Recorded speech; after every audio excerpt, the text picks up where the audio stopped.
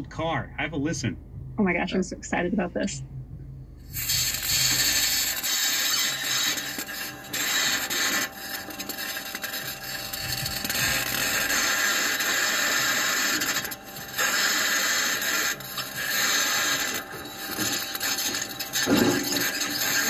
Oh my gosh.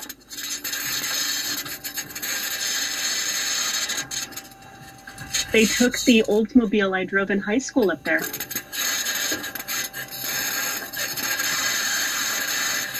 I can't hear the sound, but I know that Click and Clack always identified as the brakes failing, so we're probably fine.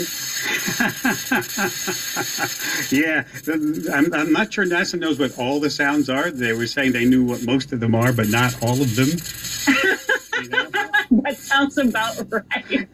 And, you know, where are Click and Clack? That would be great if they were still around to talk about this car on Mars. We're thinking of them today. Thank you, Maggie. Yeah, thank you.